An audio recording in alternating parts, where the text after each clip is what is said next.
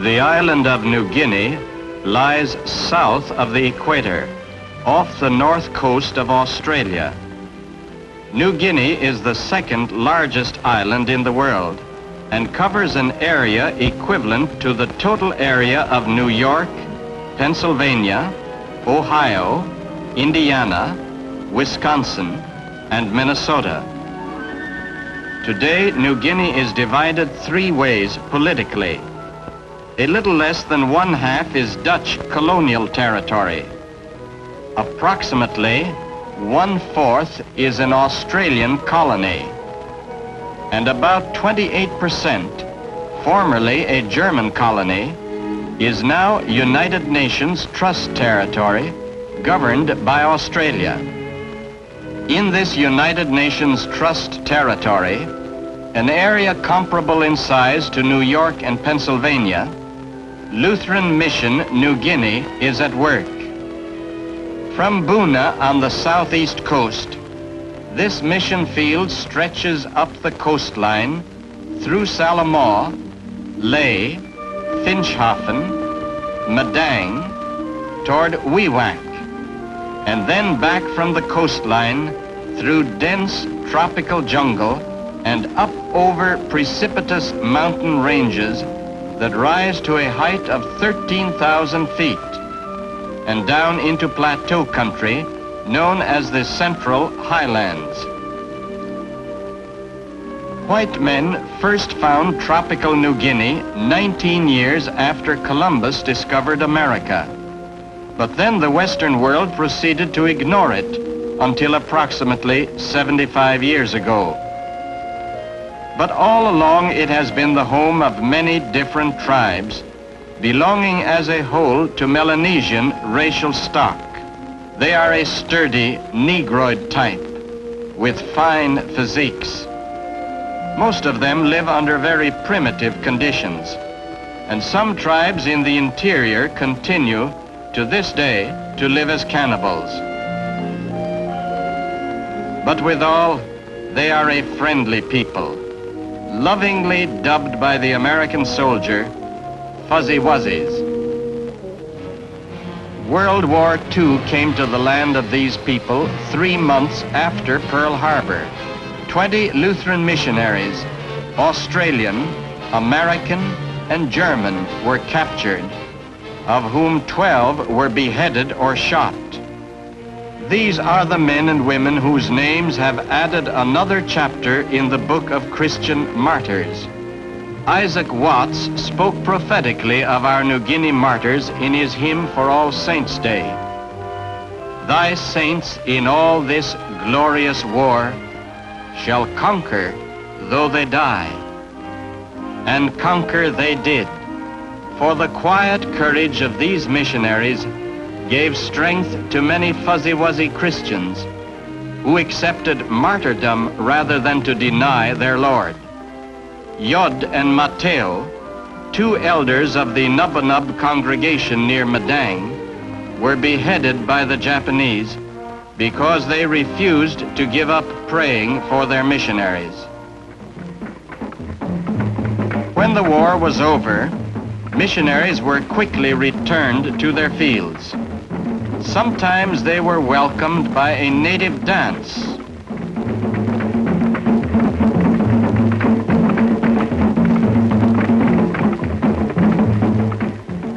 But more often with a service of worship. Today there are approximately 100 workers in the service of Lutheran Mission New Guinea. Let's visit one of these trail-blazing missionaries, Albert Frericks and his family, who live at Rinka Station on a mountain range in the Central Highlands, 8 days of hard walking from Madang on the coast. We join the Frericks family at their evening devotions. Pastor Frericks is reading from the 10th chapter of Acts. Then Peter opened his mouth and said, Of a truth I perceive that God is no respecter of persons, but in every nation he that feareth him and worketh righteousness is accepted with him. And he commanded us to preach unto the people. To this Jesus give all the prophets witness, that through his name whosoever believeth in him shall receive remission of sins. The mission house at Rinka is a comfortable dwelling, but it was not always thus. The first house was a bush house, constructed of a pole framework with woven grass walls and roofs of kunai grass.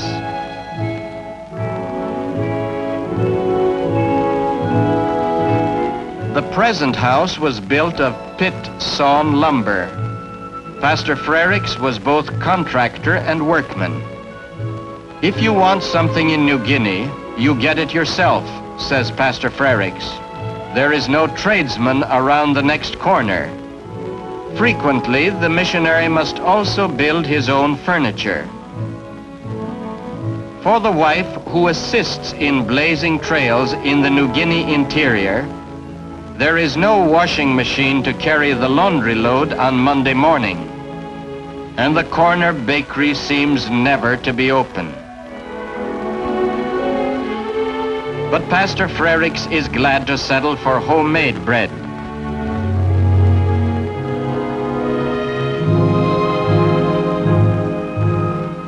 Cattle and goats not only help supply the family table at Rinka, but also provide meat for missionaries on the coast, where cattle can be kept with only the greatest difficulty. Pigs are also a dependable source of meat supply. Little David and Catherine are beginning early to do their share of the chores.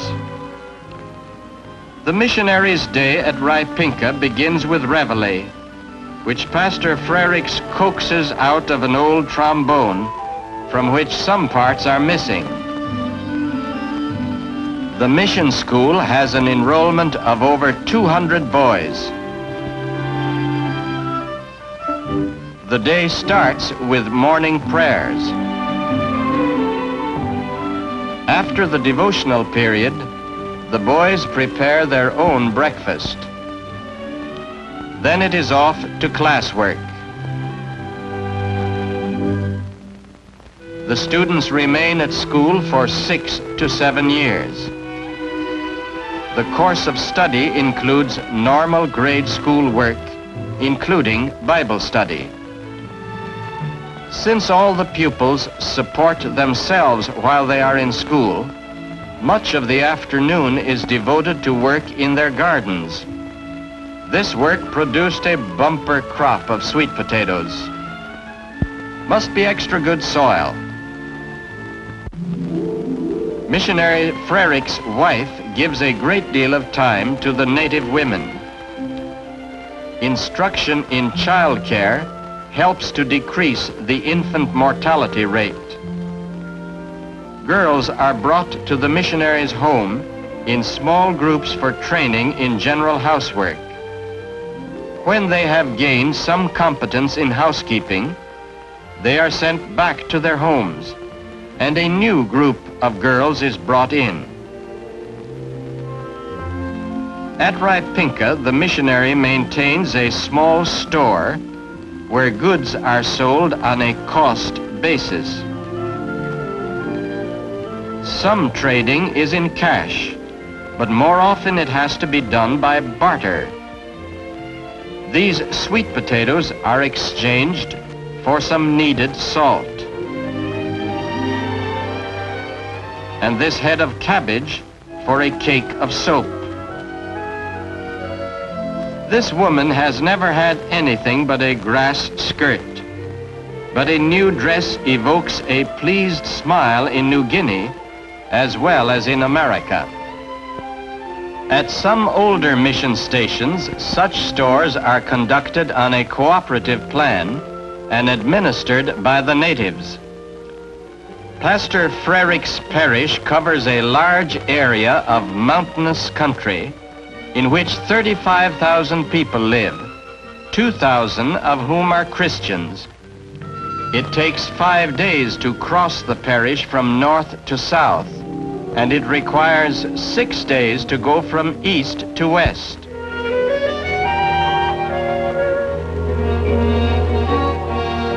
This rugged travel is more typical than unusual.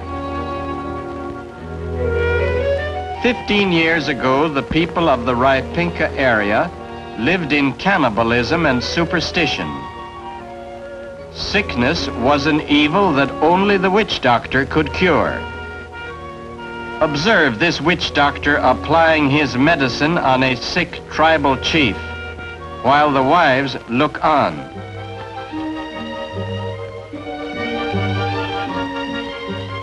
But the man dies, and the witch doctor walks away to blame his failure on someone's sorcery.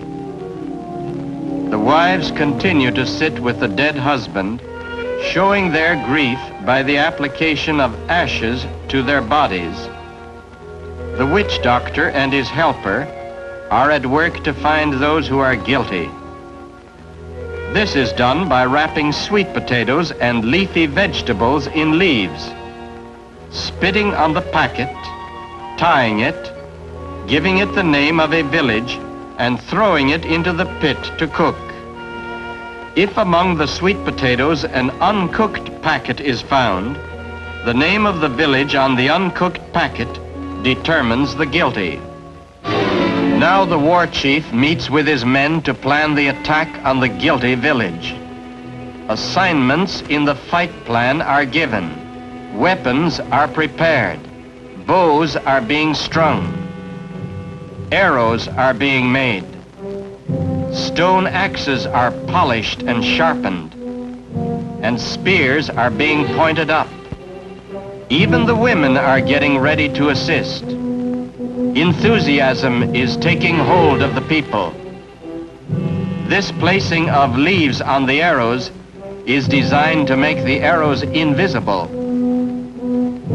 In the unsuspecting village that presumably caused the death of the chief, children are playing. People sitting about the fire in conversation, going about their daily life. All are secure in the assurance that the village gate is guarded. The attacking warriors know something about psychological warfare. An old man and woman are sent ahead with a pig, seeking admission to the village. The guard bids them welcome, while warriors crawl stealthily through the grass unobserved. Suddenly they rise and run to the attack. The guard at the door is jumped and killed. Inside, the men are too late to defend their village. In spearhead formation, warriors move towards the wall. A section of the wall is brought down. Houses are set afire. Some warriors interrupt the fighting to loot homes. Another steals a pig. Still others make for the garden to steal the sweet potato crop. And one warrior succeeds in capturing one of the village girls.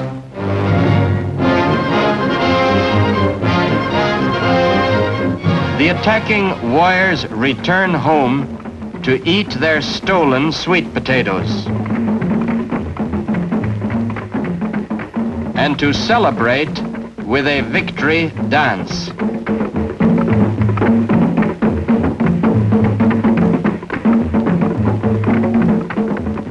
But while these warriors rejoice, the village they had attacked smolders in ruins, and the women mourn their dead.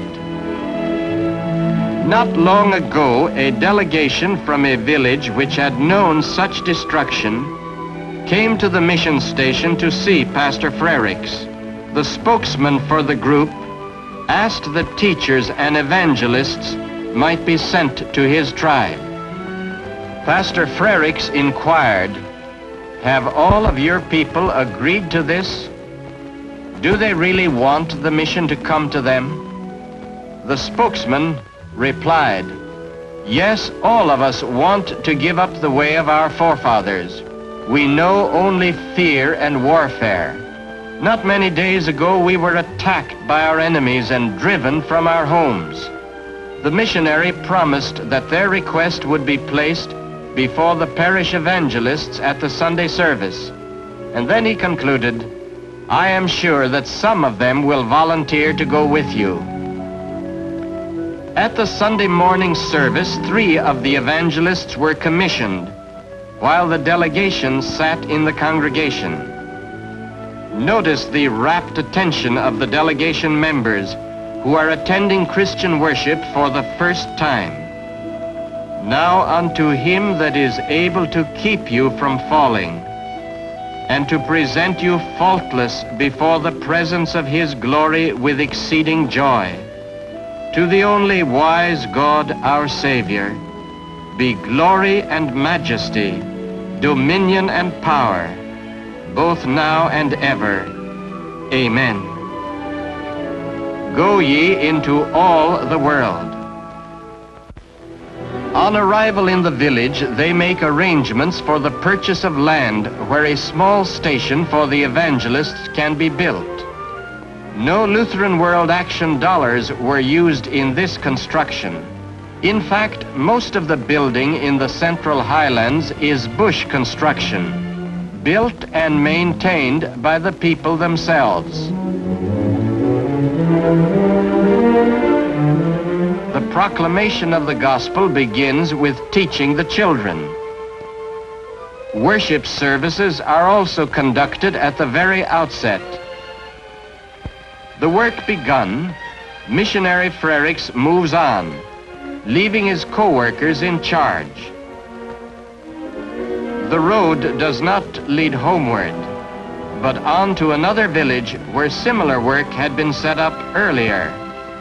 The village turns out to greet him. A dance of welcome indicates respect and affection.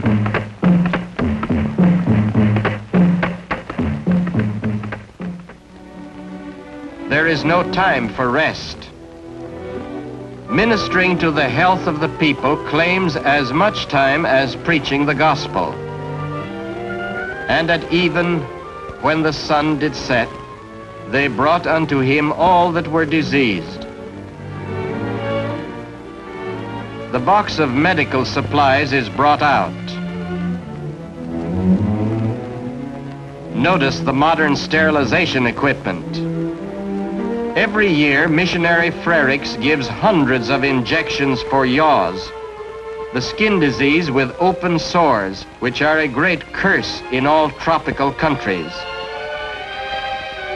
Some dental work also has to be done.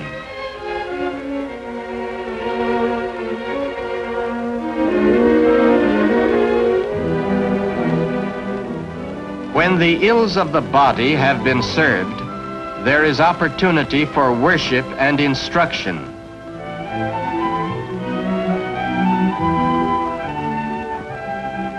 Once more, the missionary and his party are on the trail to another village. Before they arrive, it is time to put up for the night. No tent has been brought along, for an overnight hut can be quickly constructed from poles and kunai grass. The Bible for meditation and an improvised bed are welcome at the end of a long day.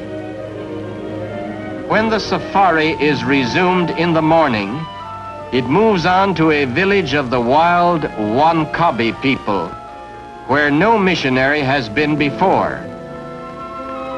Pastor Frericks must wait until the people have sent out their representatives. Wankabi men approach slowly. They indicate friendship by the rubbing of one another. Their friendship is cemented by an exchange of gifts. One more door is open for the Lord's work. In another village, a stop is made to conduct a service. Those who gather for the service stack their weapons before being seated. While the service is in progress, a man accuses another of stealing his wife. The argument breaks into a fight, and others join in. The sermon is interrupted, and the missionary has some unusual extracurricular work. If you ask Missionary Frericks whether it is like this at every service, he will tell you, no, it's not typical. And don't forget that progress has been made, for now they stack their weapons outside before the service begins. After 4 weeks, the safari returns to Rinka and to a happy family reunion.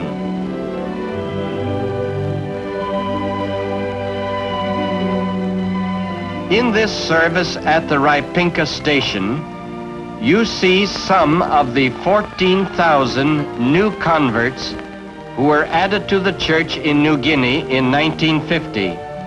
For example, this man is a former war chief of the Kamano tribe. 10 years ago, his people were cannibals. Today, he is a church elder. God, who commanded the light to shine out of darkness, hath shined in these hearts to give the light of the knowledge of the glory of God in the face of Jesus Christ. The work we are doing in New Guinea is annually reported to the Commission on World Missions of the Lutheran World Federation, organized at Oxford, England in 1949, and here shown in its second meeting at Tutzing in southern Germany, where both the Commission and the Executive Committee met. At this meeting, it was reported that New Guinea missionaries are not only blazing trails in the proclamation of the gospel, but also in mission policy. In February 1950, they petitioned the home boards for permission to merge the German, Australian, and American work. The home boards approved.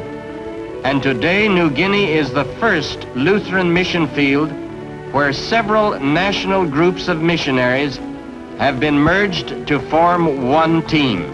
This is the kind of international teamwork in missions which the Lutheran World Federation has made possible, and which your Lutheran World Action dollars must continue to support. The significance of the Federation in providing an agency whereby we can help one another is well stated by the President of the Lutheran World Federation, Bishop Anders Nygren of Lund, Sweden. It was a really significant event when the Lutherans of the whole world united to form the Lutheran World Federation. The Reformation brought the church back to the gospel. The gospel is, as Luther says, the real treasure of the church. Our main task is to proclaim this gospel in its truth and purity. In the Lutheran World Federation, we want to help one another to gain an ever-deepening understanding of the gospel. And in the trials and tribulations of our days, we want to help one another in carrying the burdens. This is also the kind of help which we owe the world. That is the main task of the Lutheran World Federation. A very big task indeed.